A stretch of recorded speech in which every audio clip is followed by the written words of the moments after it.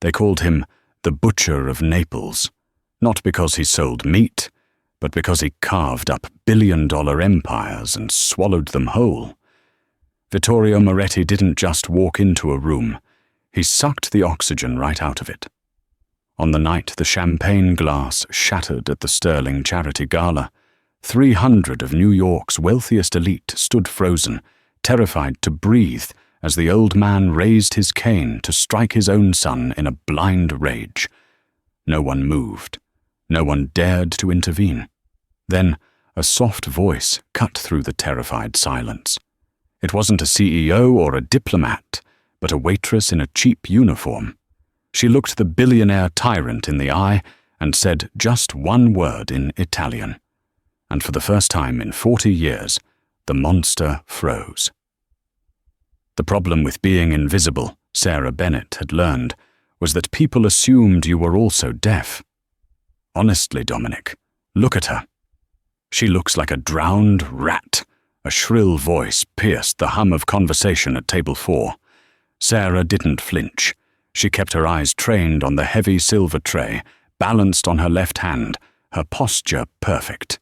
She carefully placed a crystal flute of sparkling water down on the linen tablecloth, right next to the woman who had just insulted her. Tiffany St. James was beautiful in the way a diamond is beautiful. Cold, hard, and expensive. She flipped her blonde hair over her shoulder, not even glancing at Sarah as she spoke. I told the manager to only have the attractive staff serve our table tonight. It's the Sterling Gala, for God's sake. Image is everything. Tiffany, drop it. A deep, tired voice replied. Sarah's heart did that traitorous little skip it always did when Dominic Sterling spoke. She risked a glance at him as she poured the vintage red wine. Dominic sat across from Tiffany, looking like he wanted to be anywhere else in the world. He was 32, with the kind of jawline that graced magazine covers and eyes the color of storm clouds. He was the heir to the Sterling Moretti shipping empire, a man who could buy a small country if he felt like it. He was also the man Sarah had been in love with for 2 years, ever since she started working double shifts at the Gilded Lily to pay off her late father's crippling debts. To him, she was just waitress. Or maybe miss. I'm just saying, Dom, Tiffany continued, picking at her lobster risotto. Your father is coming tonight. You know how he is about standards. If he sees that... She gestured vaguely at Sarah's uniform, which was clean but slightly frayed at the cuffs. He's going to have an episode, and we need him in a good mood if you want him to sign over the CEO position. Sarah finished pouring the wine. Will there be anything else, sir? She asked, her voice low and steady. Dominic looked up. For a second, his storm cloud eyes met hers. There was a flicker of something there. Pity? Exhaustion? No, thank you. Sarah. He remembered her name. It was a small victory, tiny enough to fit in a thimble, but Sarah held on to it as she turned and walked back toward the kitchen. Behind the swinging double doors, the kitchen was a war zone of shouting chefs and clattering pans. Sarah leaned against the stainless steel counter, letting out a breath she felt she'd been holding for an hour. Rough table? Sarah looked up to see Marco, the sous chef, chopping parsley with terrifying speed. Table 4, Sarah said, grabbing a pitcher of water to refill. Tiffany St. James thinks my existence is an insult to the decor. Marco snorted. Tiffany St. James thinks gravity is an inconvenience. Ignore her. Focus on the tips. You're close to paying off the loan, right? 3 more months, Sarah whispered, touching the locket around her neck. If I pull double shifts every weekend and don't get fired. Her father, Arthur Bennett, had been a brilliant linguistics professor, a man who loved languages more than money.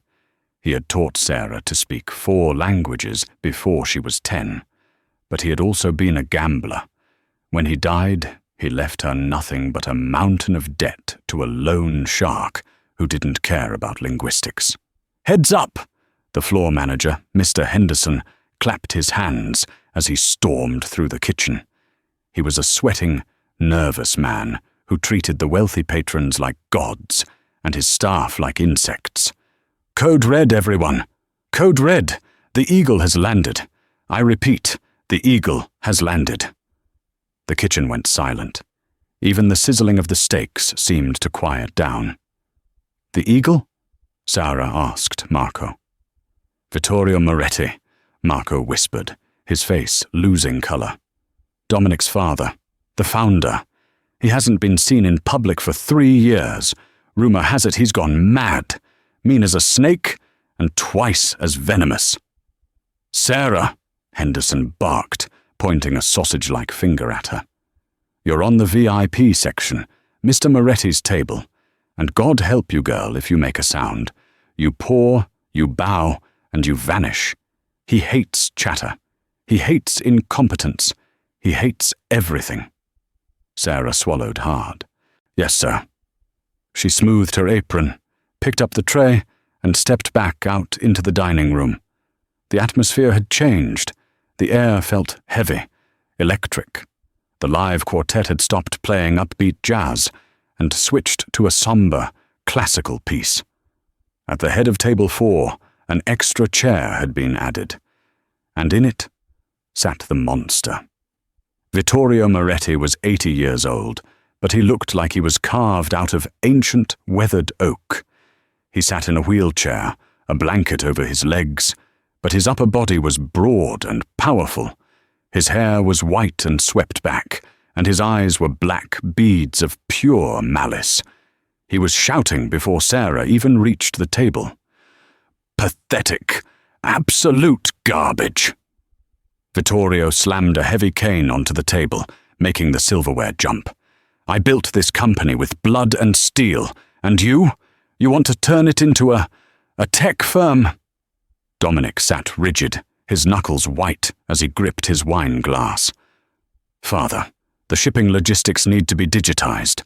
We are losing millions to competitors who—" "I don't care about digits!" Vittorio roared. His voice was raspy, thick with an accent that wasn't quite Italian and wasn't quite American. It was a guttural growl. "I care about strength. You possess none. You let this woman lead you around by the nose." He pointed a shaking finger at Tiffany. Tiffany gasped, looking scandalized. "Excuse me, Mr. Moretti. I am a St. James. My family—" "Your family are sheep in silk," Vittorio spat. "Useless." The entire restaurant had gone quiet. Other billionaires and socialites were staring at their plates, pretending not to hear the humiliation of the sterling air. Sarah approached the table, her heart hammering against her ribs like a trapped bird. She had to pour water for the old man. That was the job. Just pour and vanish. She stepped up to Vittorio's right side. "Water, sir?" she whispered. Vittorio didn't even look at her. He swept his arm out in a violent gesture of dismissal. "Get away from me!" His hand struck the heavy crystal pitcher Sarah was holding. Crash! The pitcher flew from Sarah's hand and shattered against the marble floor. Ice water splashed over the hem of Vittorio's expensive blanket and soaked Sarah's shoes. The silence that followed was absolute. It was the kind of silence that precedes an execution. Mr. Henderson, the manager, was sprinting across the room, his face pale as a sheet. Tiffany covered her mouth in mock horror, though her eyes were gleaming with malicious delight. Dominic stood up halfway. "Father, stop it. It was an accident." "Accident?" Vittorio turned his head slowly to look at Sarah. For the first time, she saw his eyes up close. They weren't just angry, they were confused, haunted. "She is clumsy. She is stupid. Like you." Vittorio grabbed his cane. He wasn't going to hit Sarah. He was raising it toward Dominic, who had dared to stand up. "You defend the help while your company burns. Sit down." The old man's hand shook violently. He was breathing hard, his face turning a dangerous shade of purple. He began to switch languages, his mind slipping gears. Voi siete tutti avvoltoi, he screamed in Italian. Aspettate che io muoia per mangiarmi le ossa. Non c'è onore qui. Nessuno capisce il peso. Il peso. You are all vultures, waiting for me to die to eat my bones. There is no honor here. No one understands the weight. The weight. He clutched his chest, gasping. He looked around the room, his eyes wild, searching for something he couldn't find. He looked terrified. Dove il rispetto? He wheezed, his voice breaking. Dove la mia casa? Where is the respect? Where is my home? Mr. Henderson arrived, grabbing Sarah by the arm roughly. You are fired, he hissed in her ear. Get out, now, before I call security. Wait, Sarah said, pulling her arm back. She wasn't looking at Henderson. She was looking at Vittorio. She recognized the dialect. It wasn't standard Italian. It was Napolitano, Neapolitan. Specifically, the rough, coastal dialect of the older generation from the Campania region. It was the same dialect her grandmother used to sing in when she cooked. It was the language of fishermen and survivors. Vittorio wasn't just angry, he was having a panic attack. He was a man lost in a fog of dementia and rage, reverting to his mother tongue because he felt surrounded by enemies. Get out! Henderson shoved her. Vittorio raised the cane again, his eyes rolling back slightly. He was about to strike Dominic, who stood frozen, accepting the blow as if he deserved it. Sarah didn't think. She stepped forward, placing herself between the cane and Dominic. You stupid girl! Henderson shrieked. Sarah ignored him. She looked straight into the furious, terrified eyes of the billionaire. She took a deep breath, and she spoke. The room expected an apology. They expected begging. Instead, Sarah's voice rang out, clear and authoritative, not in English, but in the thick, rolling cadence of the Neapolitan coast. Basta! Enough. The word cracked through the room like a whip. Vittorio froze. His cane hovered in the air, inches from Sarah's shoulder. His mouth fell open slightly. Sarah didn't stop. She didn't retreat. She stepped closer, invading the old man's personal space, her eyes locking onto his. She dropped the formal waitress mask and channeled the tone her grandmother used when the children were misbehaving. Abbascia ammazza, Don Vittorio, she commanded, softly but firmly. Non è così che si comporta nom e onore. Lower the cane, Don Vittorio. This is not how a man of honor behaves. A collective gasp swept through the room. Tiffany's jaw dropped. Dominic stared at Sarah as if she had just grown wings. Mr. Henderson looked like he was about to faint. Vittorio lowered the cane slowly, his hand trembling. He blinked, the fog in his eyes clearing for a brief second.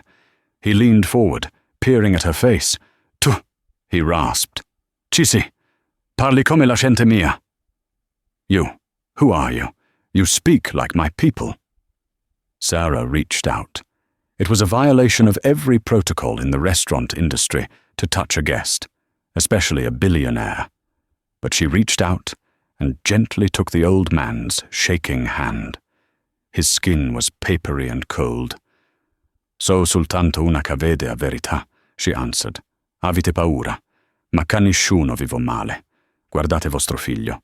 Non è un nemico, è sangue vostro. I am just one who sees the truth. You are afraid. But no one here wishes you harm. Look at your son. He is not an enemy. He is your blood. Vittorio looked from Sarah to Dominic. The rage drained out of him, replaced by a sudden, crushing exhaustion. The lion seemed to shrink in his wheelchair. Blood, Vittorio whispered in English, his voice trembling. Yes, blood. He looked back at Sarah. For a moment, the cruel tycoon was gone, replaced by a lonely old man. My head, it is full of noise. English. It sounds like metal grinding. But you sound like the sea. Then let us have some quiet, Sarah said, switching back to English but keeping her tone gentle. She gestured to the spilled water. I will clean this. And then, Don Vittorio, I will bring you a glass of Lacrima Christi, the vintage from the slopes of Vesuvius. I saw it in the cellar. It will taste like home. Vittorio's eyes widened. They have Lacrima here? They do, Sarah smiled, but only for those who know to ask. Vittorio let out a long, ragged breath. He slumped back into his chair, the tension leaving his shoulders. He waved a hand at Mr. Henderson, who was still standing there with his mouth open. Get away, you sweating pig, Vittorio growled at the manager. Then he pointed at Sarah. She stays. She serves me. Only her. But sir, Henderson stammered. She is just a temp. Did I stutter? Vittorio barked, a flash of the old fire returning. Sit down. He pointed at the empty chair next to him, the one reserved for high-ranking diplomats. Sit, he commanded Sarah. Sir, I cannot sit. I am working, Sarah said gently. Dominic, Vittorio snapped. Fire her. Dominic blinked, shaken out of his stupor. What? Fire her from this restaurant, Vittorio yelled. So she can sit as my guest. Pay her whatever she makes in a year. Just do it. Dominic looked at Sarah. The intense storm-grey eyes were wide with shock, but also with a dawning fascination. He looked at Henderson. Put her shift on my tab, Henderson. She's off the clock. Dominic pulled out the chair next to his father. He looked at Sarah, really looked at her, for the first time. Not as a waitress, but as a woman who had just tamed a hurricane. Please, Dominic said softly. Join us. Sarah hesitated. She could feel Tiffany's glare burning holes into her cheap uniform. She knew this was insane. She knew this would have consequences. But she looked at Vittorio, who was watching her with the desperate hope of a drowning man clinging to a life raft. She sat down. So, Vittorio said, leaning in, ignoring his son and Tiffany completely. Tell me, which village is your family from? And do not lie to me, girl. I can smell a lie like rotten fish. Sarah folded her hands on the table. My grandmother was from Positano. She taught me that respect is served before the wine. Vittorio slapped the table and let out a booming laugh, a sound that no one in the room had heard in a decade. Ha! She has teeth. Good. I like teeth. He glared at Tiffany. Unlike this one, who has only plastic. Tiffany flushed a deep crimson. I beg your pardon? Quiet, Vittorio snapped. He turned back to Sarah. What is your name? Sarah Bennett, sir. Bennett? Vittorio scowled. An English name, a boring name. But your soul is Italian. He narrowed his eyes. You remind me of someone I knew a lifetime ago, a woman who also had no fear. Suddenly, the doors to the restaurant burst open. Flashes of cameras blinded them. The paparazzi had arrived. Someone had tipped them off that the lion was having a meltdown. Mr. Henderson rushed forward to block them, but it was too late. They were swarming the table.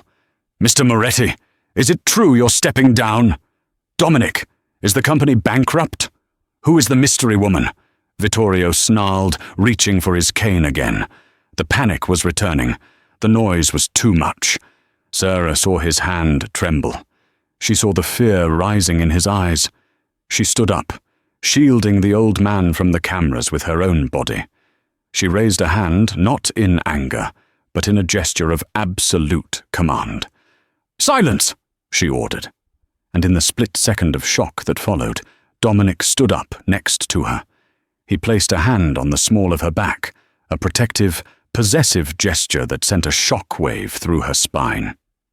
You heard the lady, Dominic said, his voice cold and dangerous, directed at the press.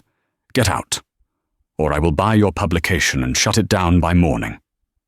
For a moment they stood there. The billionaire heir and the waitress, united against the world, guarding the old lion. But as the cameras retreated, Sarah caught Tiffany staring at her. It wasn't just jealousy anymore, it was recognition. Tiffany pulled out her phone and snapped a photo of Sarah. Then she typed a quick message to someone. "I found her, the Bennett girl. She's here, and she's infiltrated the family." Sarah didn't see the text. She didn't know that her real private name, Bennett, was the key to a secret much darker than a spilled pitcher of water.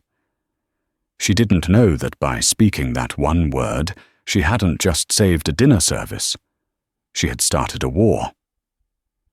The bottle of Lacrima Christi arrived, cradled in a basket like a sleeping infant. The sommelier, a man who usually looked down on Sarah with disdain, now presented the cork to her with trembling hands. Sarah didn't look at the sommelier.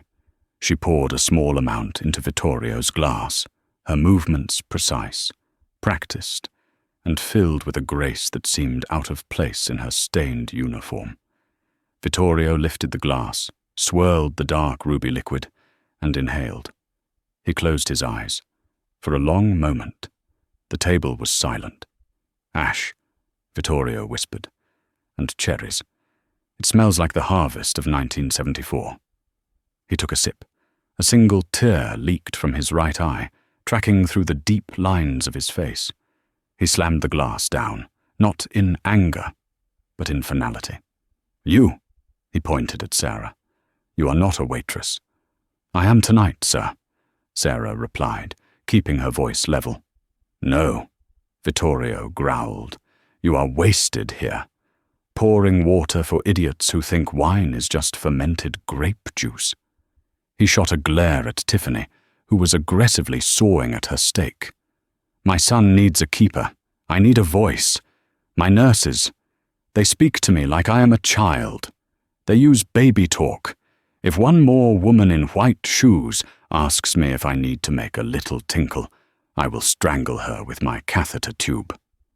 Dominic choked on his water. "Father, please." "I want her," Vittorio declared, pointing a knobby finger at Sarah. "She speaks the old tongue. She knows the wine. She has fire." He turned to Dominic. "Hire her as my personal caregiver, my translator." Tiffany laughed. It was a brittle, sharp sound. "Oh, Vittorio, you're hilarious. She's a server, darling. She probably dropped out of community college. You need a medical professional, not a girl who smells like kitchen grease." Sarah turned slowly to Tiffany. The adrenaline of the earlier confrontation had settled into a cold, hard resolve. She needed money. The loan shark, a brutal man named Caleb Vane, had given her until Friday to come up with $5,000 or he would start breaking fingers. "Actually, Miss St. James," Sarah said, her voice polite but edged with steel, "I have a master's in linguistics from Columbia. I speak 4 languages fluently. I was working on my doctorate before. Life happened. And regarding the grease, it washes off, unlike a cruel personality." Dominic's eyebrows shot up. He looked at Sarah with renewed interest. "Linguistics? My father was a professor," Sarah said, cutting the conversation short. "And I accept the offer." She looked at Vittorio. "But I am expensive." Vittorio grinned, revealing gold-capped teeth. "Good. Cheap things break. How much?" "Triple my current annual salary, full benefits, and an advance of $10,000. Tonight?" Mr. Henderson, who was hovering nearby, nearly swallowed his tongue. Dominic didn't blink. He pulled a checkbook from his jacket pocket. He wrote the numbers with a swift, elegant hand, tore the check out, and slid it across the tablecloth. "Done," Dominic said. His eyes locked with hers. "You start tomorrow, 8:09 a.m. The Moretti estate in the Hamptons. Do not be late, Sarah Bennett." Sarah took the check. Her hands were shaking, but she hid them under the table. This piece of paper was her freedom. It was her father's safety. "I won't be late," she whispered. Wait, Tiffany interjected, her eyes narrowing as she processed the name. Bennett? Did you say your father was a professor? Arthur Bennett. Sarah froze. The air in the room seemed to drop 10 degrees. Yes. Did you know him? Tiffany's lips curled into a slow, venomous smile. She picked up her wine glass, looking from Vittorio to Sarah. Oh, I didn't know him personally. But my father, he mentioned the name. A cautionary tale about gambling debts and other things. She took a sip. Small world. Vittorio was busy drinking his wine and didn't hear the exchange, but Dominic did. He frowned, looking at Tiffany. What are you talking about? Nothing, darling, Tiffany purred, resting her hand on Dominic's arm. Just boring academic gossip. Let's not ruin the mood. But the mood was already ruined for Sarah. A cold knot of dread formed in her stomach. Tiffany knew something, and a St. James never held on to information unless they planned to weaponize it. I should go, Sarah said, standing up. I need to give my notice. I'll drive you, Dominic said, standing up immediately. Dominic, sit down, Tiffany hissed. You can't leave your own father's dinner to drive the help home. My father is currently explaining the history of Vesuvius to the pepper grinder, Dominic said dryly. He's happy, and Sarah is no longer the help. She's a Sterling Moretti employee, high-level staff. He turned to Sarah. My driver is outside. Please. It wasn't a request. 10 minutes later, Sarah was sinking into the leather seats of a black Maybach that cost more than her childhood home. The city lights blurred past the tinted windows. Dominic sat across from her, the space between them filled with a heavy, charged silence. You're not really a waitress, are you? Dominic asked softly. Sarah looked at her hands. I am whatever I need to be to survive, Mr. Sterling. Dominic, he corrected. Call me Dominic. If you're going to be handling my father, we're going to be in the trenches together. He hesitated, then added, What you did back there? I haven't seen anyone stand up to him in 20 years. Not since my mother died. He's not a monster, Dominic, Sarah said, looking out the window. He's just a man who forgot how to be heard. When people stop understanding you, you start screaming. Dominic watched her profile, illuminated by the passing streetlights. He saw the fatigue under her eyes, the tension in her jaw.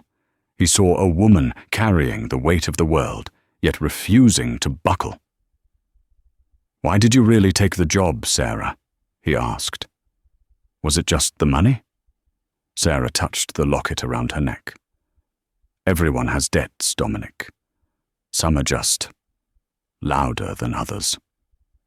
The car pulled up to her apartment building. It was a run-down brick tenement in a bad part of Queens. The contrast between the sleek luxury car and the graffiti-stained walls was stark. Thank you for the ride, Sarah said, reaching for the door handle. Sarah. Dominic's voice stopped her. She turned. He was leaning forward, his eyes searching hers. For a second, she thought he might kiss her. The air crackled with sudden, unexpected electricity. Be careful, he said, his voice low. My family. We are not easy people. And Tiffany, she is dangerous when she's bored. Watch your back. I've been watching my back my whole life, Sarah replied. I'll see you at 8 a.m. She stepped out into the cold night air. As the car drove away, she didn't see the black sedan parked across the street. She didn't see the man with the scar across his cheek snap a picture of her entering the building. And she didn't hear his phone call. Yeah, Caleb, it's me. I found the Bennett girl, and you're not going to believe who just dropped her off. We just hit the jackpot. The Moretti estate was not a house. It was a fortress disguised as a palace, located on the cliffs of the Hamptons, overlooking the churning grey Atlantic. the estate was surrounded by 12-foot iron gates and patrolled by security guards who looked like ex-military. Sarah arrived in a taxi that the driver refused to drive up the driveway, intimidated by the cameras. She walked the last quarter-mile, clutching her small bag. She had traded her uniform for a modest navy blouse and slacks, her hair pulled back in a severe bun. She was met at the door not by a butler, but by Dominic. He was wearing a casual cashmere sweater and jeans, looking less like a titan of industry and more like a weary man who hadn't slept. "You're early," he said, checking his watch. It was 7:55 a.m. "I'm on time," Sarah corrected. "How is he?" "Bad morning," Dominic sighed, running a hand through his hair. "He threw his oatmeal at the nurse. He's in the library. He says he's waiting for the Italian girl and refuses to speak English." Sarah nodded. "Take me to him." The interior of the mansion was breathtaking. Marble floors, Renaissance paintings, crystal chandeliers. But it felt cold. It felt like a museum, not a home. Dominic led her to a set of massive mahogany doors. "Good luck," he whispered, and opened them. The library was dim, smelling of old paper and cigar smoke. Vittorio sat in his wheelchair by a roaring fireplace. In front of him was an antique chess table, the pieces hand-carved from ivory and ebony. "You are late," Vittorio grunted, without turning around. "I'm 5 minutes early, Don Vittorio," Sarah said, walking into the room. "And I heard you wasted good oatmeal." Vittorio turned the wheelchair. His eyes narrowed. "The nurse was an idiot. She tried to feed me like a bird. Sit." He pointed to the chair opposite the chessboard. Sarah sat. She looked at the board. The pieces were set for a game, but it was mid-play. White to move. "Do you know the game?" Vittorio asked, challenging her. Sarah studied the board. It was a complex position. White was under pressure, the king exposed. Most players would play defensively. "I know it," Sarah said. "Then play. I am black. You are white. If you survive 10 moves, you keep the job. If I mate you, you leave." It was a test. Everything with this man was a test. Sarah reached out. She didn't defend the king. She moved her knight, sacrificing it to open a line of attack, a bold, aggressive move. Vittorio's eyebrows twitched. He took the knight. "Foolish." "Is it?" Sarah moved her bishop. They played in silence. The only sounds were the crackling fire and the click-clack of ivory on wood. Dominic stood in the doorway, watching. He had expected his father to crush her. Vittorio was a grandmaster-level player. He used to play against champions in his youth, but Sarah wasn't losing. She was parrying, weaving a trap. Her style was unconventional, almost reckless, but calculated, 7 moves in. Vittorio paused. His hand hovered over his queen. He looked at the board, then up at Sarah. "Who taught you?" he demanded. "My father," Sarah said softly. "He said life is like chess. The pawns always go first, but they can become queens if they reach the end of the board." Vittorio stared at her. "Arthur Bennett," he murmured. "Bennett." "Bennett!" His eyes suddenly cleared, a flash of lucid memory cutting through the dementia. "The translator," Vittorio whispered. Sarah froze. "What?" "Your father," Vittorio said, his voice dropping to a rasp. "He wasn't just a professor's girl. He was the translator. He worked for the families, New York, Chicago, Naples. When the bosses met, when they needed to negotiate without records, without wires, they called him." Sarah's heart hammered against her ribs. She knew her father had consulted for wealthy clients, but he had never told her specifics. "He died owing a lot of money," Sarah said carefully. "Not money," Vittorio scoffed. "He owed a life. He made a mistake, a translation error. Or maybe he heard something he wasn't supposed to hear. Vittorio reached out and knocked over his own king. "You win," the old man said. "You have his eyes, the eyes of a liar who tells the truth." Dominic stepped into the room. "Father, what are you talking about?" "Nothing," Vittorio snapped, reverting to his grumpy persona. "She stays. She plays good chess. Now, girl, read to me. Dante, the Inferno, in the original." For the next 3 hours, Sarah read. Her voice filled the room, the ancient Italian poetry soothing the old man's fractured mind. Dominic sat in the corner, pretending to work on his laptop, but he was watching Sarah. He was captivated by the way her lips moved around the words, the passion in her voice. At noon, Sarah was dismissed for a lunch break. She wandered out into the massive garden, needing fresh air.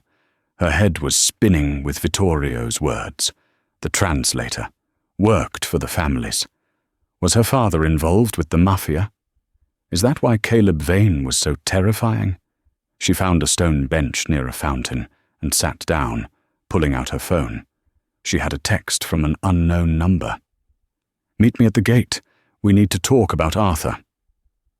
T. Tiffany. Sarah hesitated, then walked toward the main gates. Through the iron bars, she saw Tiffany St. James standing next to a red convertible. But she wasn't alone. Standing next to her, wearing a cheap suit and a cruel smirk, was Caleb Vane, the loan shark. Sarah stopped 10 feet away, her blood running cold. "What is this?" "Hello, Sarah," Tiffany smiled, holding a designer bag like a shield. "I did a little digging. It turns out your father left behind quite a mess, and Mr. Vane here was very eager to find you." Caleb stepped forward, gripping the iron bars. "You ran, Sarah. You stopped answering my calls."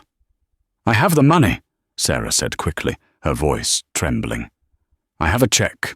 I can pay you today." Caleb laughed. $5 grand. That's just the interest, sweetheart. The principal is 50. But Tiffany here tells me you're inside the castle now. You're close to the old man. So, Caleb lowered his voice. The debt is forgiven. Gone. Poof. "What do I have to do?" Sarah asked, feeling sick. Tiffany answered. "Vittorio Moretti has a ledger, a black book. He keeps it in his safe in the library. It contains the codes to his offshore accounts. But more importantly, it contains the proof that Dominic isn't fit to lead the company. Proof of illegal dealings from the 90s. "You want me to steal it?" Sarah asked, incredulous. "I want you to borrow it," Tiffany corrected. "Bring it to me. I expose Dominic, the board votes him out, and I take over as interim CEO. Dominic is humiliated, his father is put in a home, and you walk away debt-free. Caleb leaves you alone forever. And if I refuse?" Caleb pulled a photo out of his pocket and held it up. It was a picture of Sarah's younger sister, Maya, walking out of her high school in Ohio. Maya, whom Sarah had hidden away to keep safe. "Then I pay Maya a visit," Caleb smiled. "She looks like she has your eyes." Sarah felt the world tilt. She gripped the cold iron of the gate until her knuckles turned white. She looked back at the house, where Dominic was trusting her, where Vittorio was finally finding peace. But then she looked at the photo of Maya. "I need time," Sarah whispered. "You have until the charity ball on Saturday," Tiffany said. 3 days. Get the book, or Maya gets a hospital bed." They got into the car and drove away, leaving Sarah standing alone at the gate. She turned around and walked back toward the mansion. As she entered the hallway, she ran right into Dominic. He caught her by the shoulders to steady her. "Sarah? You look pale. Are you okay?" He was so close she could smell his cologne, sandalwood and sea salt. His eyes were full of concern. He was the first man in years who had treated her with genuine respect. "I'm fine," she lied, her heart breaking. "Just a headache." "Come," he said gently, taking her hand. "I ordered lunch, and I wanted to ask you something about the chess game. You play like you're protecting something. What is it?" Sarah looked up at him, the weight of her secret threatening to crush her. She was a pawn in a game she didn't understand, standing between a king she was starting to love and the monsters who wanted to destroy him. "I'm protecting the king, Dominic," she whispered, a tear slipping down her cheek. "Always the king." Dominic misunderstood. He thought she meant the game. He smiled, a rare, genuine smile that lit up his stormy face. He leaned down and kissed her forehead. "Then I'm glad you're on my side." Sarah closed her eyes, fighting the urge to scream. She wasn't on his side. She was the enemy at the gates, and in 3 days she would have to destroy him. Saturday arrived, wrapped in a shroud of fog and dread. The Sterling Charity Ball was the event of the season, held in the grand ballroom of the Moretti estate. For Sarah, it felt like walking to the gallows. That afternoon, a package had arrived for her. Dominic had sent it. Inside was a gown of midnight blue velvet, simple yet devastatingly elegant, and a note. "So you don't have to hide in the shadows." "Dee!" Sarah stared at the dress in the mirror of the guest suite she had been given. She looked like a princess. She felt like a traitor. In her pocket, she carried a small, high-tech decoding device Caleb had slipped her. Her mission was simple: wait for the toast, slip into the library, open the safe, and steal the black book. If she didn't, a gas leak would orchestrate an explosion at Maya's apartment in Ohio. At 8:12 p.m., the ballroom was a sea of diamonds and tuxedos. A string quartet played softly. When Sarah descended the grand staircase, conversation stalled. She wasn't the invisible waitress anymore. She was radiant, terrifyingly beautiful, with a look of tragic resolve in her eyes.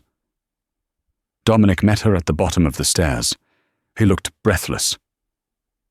"Sarah, you look like a fraud?" she whispered, unable to help herself. "Like a queen," he corrected. He offered his arm. "My father is in a good mood. He asked for you 3 times. He's insisting on attending the toast against doctor's orders." They walked through the crowd. Tiffany St. James was there, wearing a dress that cost more than a Ferrari, holding court near the champagne tower. Her eyes locked onto Sarah's, cold and expectant. She tapped her wristwatch. Time is ticking. The evening was a blur of forced smiles and terror. Sarah danced with Dominic. It should have been the most romantic moment of her life. His hand was warm on her waist, his eyes full of a vulnerability he showed no one else. "My father told me something today," Dominic said, as they swayed to a waltz. "He said he hasn't felt this clear-headed in years. He said you brought him back." Dominic pulled her closer. "You're saving us, Sarah." Sarah's heart shattered. "I'm about to destroy you." "Dominic," she choked out. If I ever did anything to hurt you, know that I never wanted to." Dominic stopped dancing. He looked at her confused. "Sarah, I have to go check on Vittorio," she said, pulling away. "Excuse me." She fled the ballroom before the tears could fall. She ran down the empty corridors to the library. Her hands were shaking violently. She closed the heavy mahogany doors and locked them. The room was dark, lit only by the moonlight streaming through the high windows. She went to the painting of the Vesuvius volcano behind the desk. She knew the safe was behind it. Vittorio had shown her, in a moment of clarity, joking that his heart was hidden there. She moved the painting. The steel safe gleamed. She didn't need Caleb's decoding device. Vittorio had told her the code yesterday. It wasn't a number. It was a date. 1909. 1943, the day Naples rose up against the occupiers. Beep, beep, beep, click. The heavy door swung open. Inside there were stacks of cash, bonds, and a thick, leather-bound ledger. The black book. Sarah reached for it. Her fingers brushed the leather. This was it. She could take it, give it to Tiffany, save Maya, and disappear. Dominic would be ruined. Vittorio would likely die of a broken heart. She grabbed the book, but as she pulled it out, a loose piece of paper fluttered to the floor. Sarah bent down to pick it up. It was an old, yellowed letter. The handwriting was familiar. It was elegant, looped script. It was her father's handwriting. To Vittorio, the letter read, "I have finished the translations for the St. James merger. You were right. They are skimming from the pension funds. But, Vittorio, I found something else. The St. James family isn't just stealing. They are laundering money for the cartel through your shipping containers. I have the proof. I am bringing it to you tonight. If I don't make it, know that Arthur Bennett was your friend." The date on the letter was 3 years ago, the day her father committed suicide. Sarah's breath hitched. A cold realization washed over her, sharper than a knife. Her father hadn't been a gambler who lost it all. He had been a whistleblower. He had uncovered that the St. James family, Tiffany's family, was using the Sterling Moretti ships for illegal smuggling. They killed him. They killed him and made it look like a suicide over gambling debts. And now Tiffany was using that fake debt to force Sarah to finish the job, to destroy the evidence her father died trying to protect. "Oh my God," Sarah whispered. "Find what you were looking for?" The voice came from the shadows. Sarah spun around. Tiffany stood there, a small silver pistol in her hand. Beside her was Caleb Vane. "You took too long," Tiffany sighed, stepping into the light. "I got impatient. Hand over the book, Sarah." "You killed him," Sarah said, her voice trembling with rage. "My father didn't owe money. He caught you." "Your father was a meddling little linguist who didn't know when to shut up," Tiffany spat. "Just like you. Now give me the ledger. It has the proof of our operations.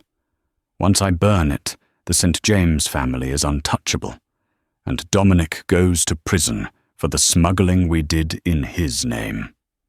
"No," Sarah said, clutching the book to her chest. "Caleb," Tiffany nodded. Caleb stepped forward, pulling a knife. "Give it up, sweetheart, or I carve you up right here and tell Dominic you were robbing the place." Sarah backed up against the desk. She was trapped.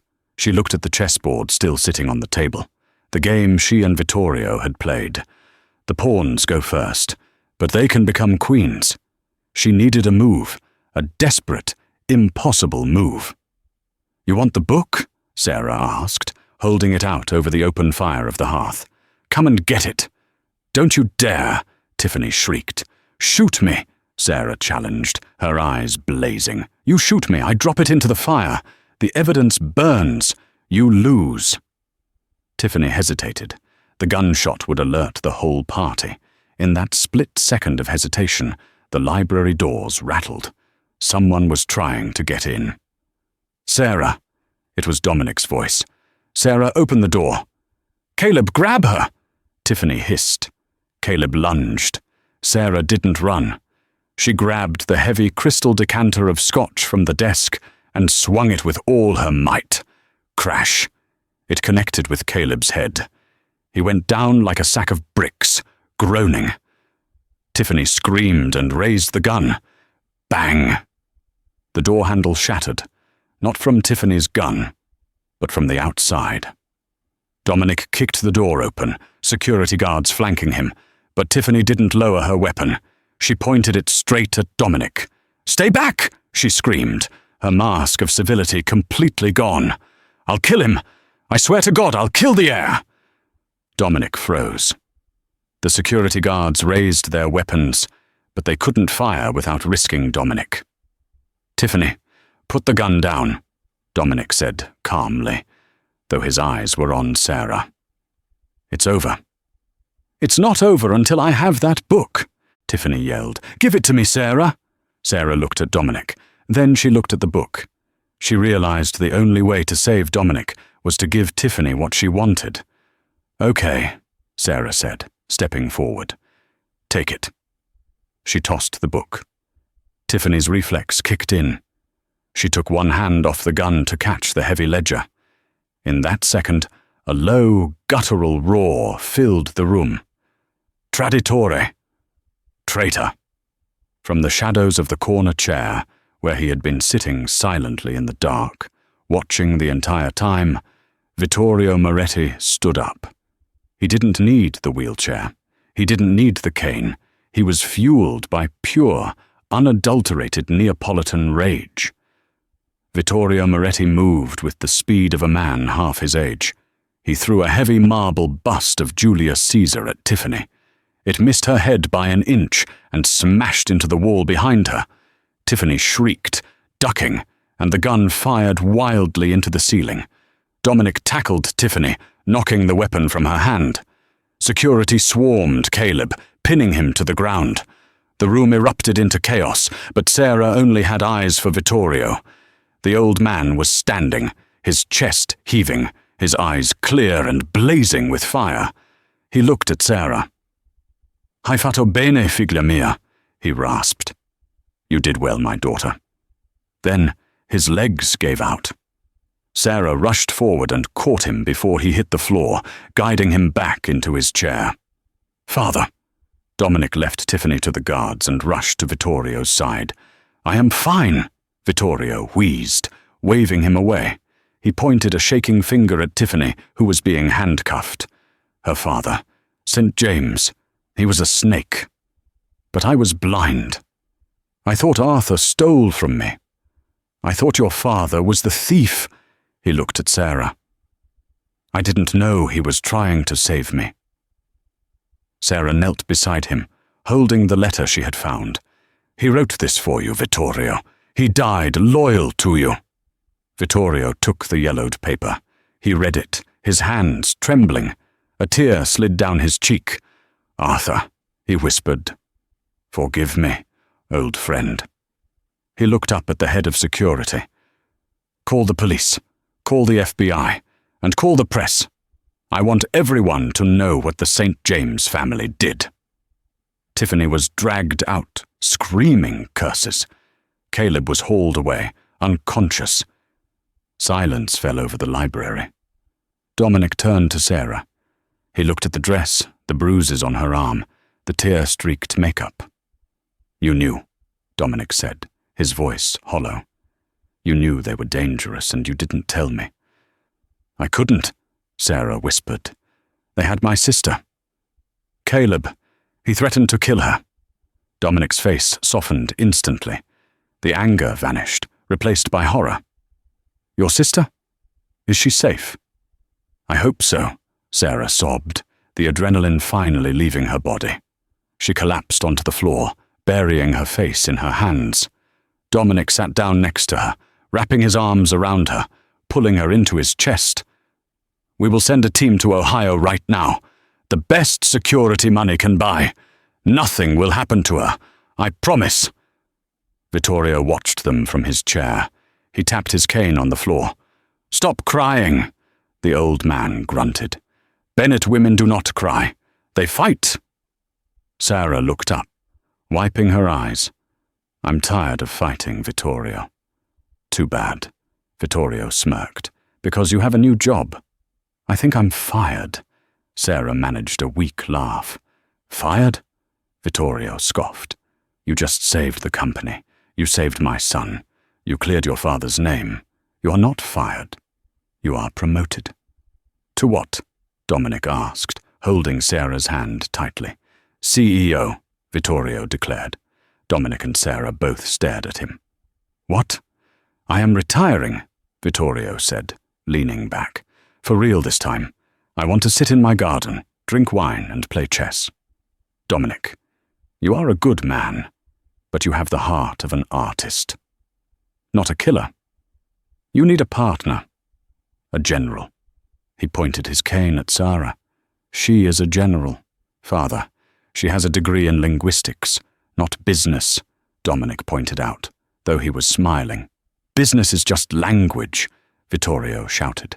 It is reading people. She read me. She read Tiffany. She wins. Make her the CEO, or at least, make her the co-owner. Vittorio looked at Dominic meaningfully.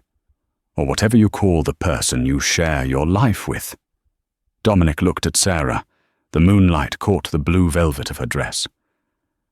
I think, Dominic said softly, brushing a strand of hair from her face, we should start with a date. A real one. No blackmail. No undercover missions. Sarah smiled, and for the first time in years, it reached her eyes. I'd like that. But first, I need to make a call to my sister. The headline of the New York Times read, St. James Empire Crumbles, Massive Laundering Scheme Exposed by Waitress Tycoon. Sarah sat on the terrace of the Moretti estate, sipping an espresso. Her sister, Maya, was in the pool, laughing as she tried to teach Vittorio how to use an iPad. The old man was grumpy, but he was laughing too. Dominic walked out onto the terrace. He placed a hand on Sarah's shoulder and kissed her cheek. Ready for the board meeting? He asked. Sarah stood up, smoothing her suit. She wasn't wearing a uniform anymore. She was wearing tailored Chanel. Ready, she said. She picked up her briefcase. Inside was a photo of her father, finally at peace. As they walked toward the car, Vittorio shouted from the pool area. Sarah! She turned around. Uno! He yelled, holding up a finger. What? She called back. One word. Vittorio laughed. You changed everything with one word. Sarah smiled. She looked at Dominic, then back at the old man who had become her family. Famiglia! Family! She shouted back, and as she walked hand in hand with the billionaire who loved her, Sarah Bennett knew she would never be invisible again. Wow, what a journey. From an invisible waitress serving rude billionaires to the savior of an empire, Sarah Bennett proved that true power isn't about money. It's about courage, loyalty, and the strength of your voice. I hope you enjoyed this roller coaster of drama, karma, and romance. If you loved this story and want to see more dramatic tales about underestimated heroes and karmic justice, please smash that like button. It really helps the channel grow. Don't forget to subscribe and hit the notification bell so you never miss a part of our next saga. What did you think of Vittorio's transformation? Let me know in the comments below. Thanks for watching, and see you in the next story.